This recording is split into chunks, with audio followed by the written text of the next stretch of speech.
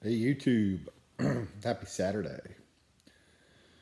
Enjoying a Savinelli Series 3, 315, 9mm filter.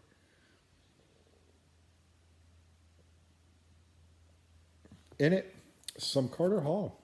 Great Saturday morning blend with a cup of nice citrus sunrise tea. It's supposed to give me my vitamins, we'll see. But it's really good. Anyhow, thought I'd do another Buckeye Sea story today. The mood has kind of struck me. So the year would have been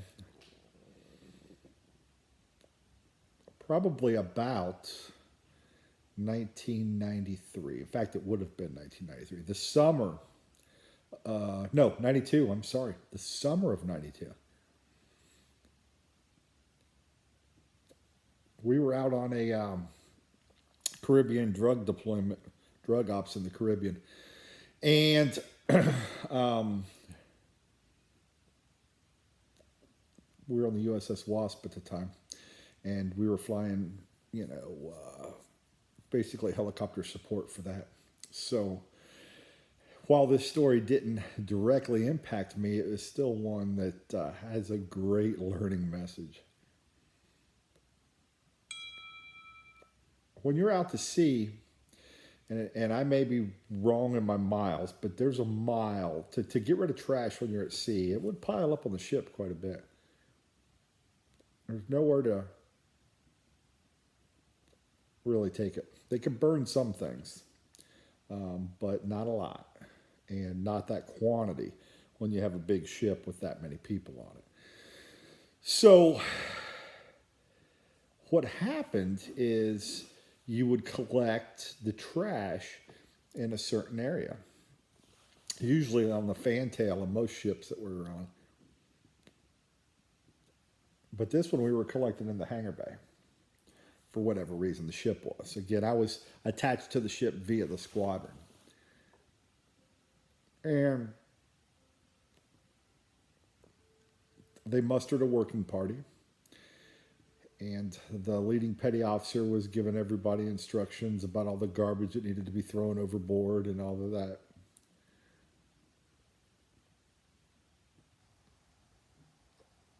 Well, during the process, they didn't get all of the garbage that the chief wanted them to get.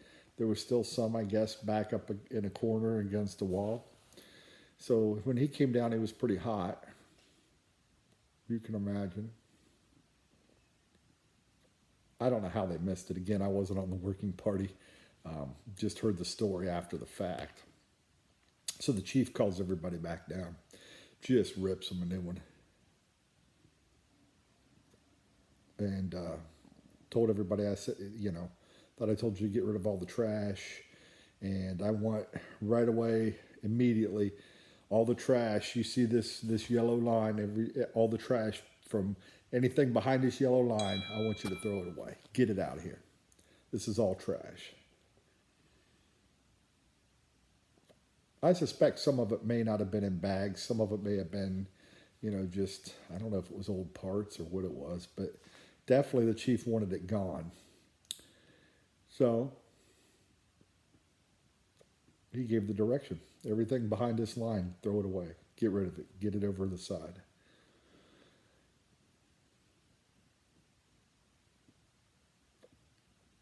So that's what they did. The working party mustered again, got the direction from the chief, and they went to work. And they started throwing everything over the side. And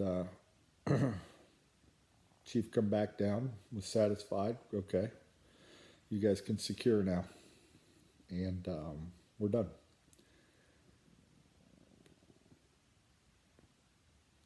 At the time, we weren't doing flight ops or anything. We had just been out cruising around. At some point, a day or two later,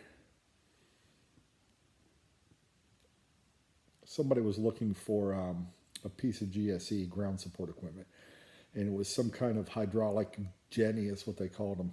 Basically, it's a hydraulic, I'll call it a machine. I wasn't a mechanic, but essentially you hook it up to an aircraft and it pumps hydraulic fluid through it test levels, and you could fill hydraulic fluid into the aircraft and things of that nature. So it's a pretty pretty much required piece of equipment. And every aircraft, it's a little different for each aircraft, I believe.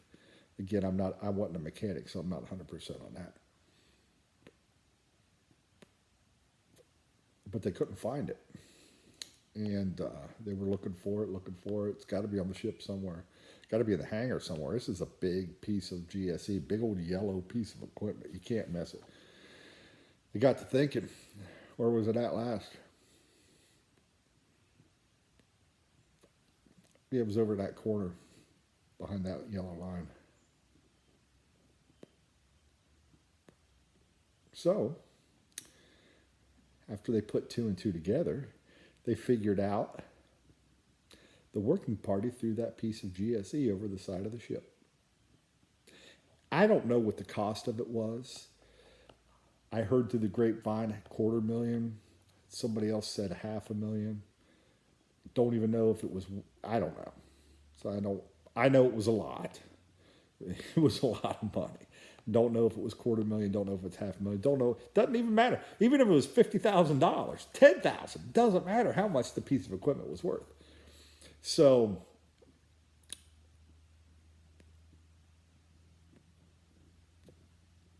the party, the working party, did exactly what they were instructed to do. Throw everything away that's behind this yellow line. They did it. So I guess the moral of the story is, and we weren't attached to ship's company. I don't know the final outcome. I hate to leave you hanging in a story. I'm sure somebody went to captain's mast over that one, if not more. Somebody got in trouble. But the sailors did what they were told to do.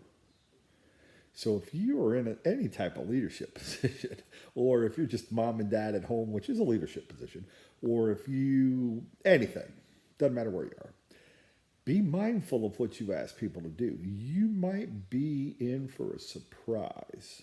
Understand what you're asking them and understand that they understand. Ask them to repeat back what you need them to do, because they did what they were supposed to do. They did, well, not what they were supposed to do. They did what they were told to do, and they threw it all away. And they threw something away they shouldn't.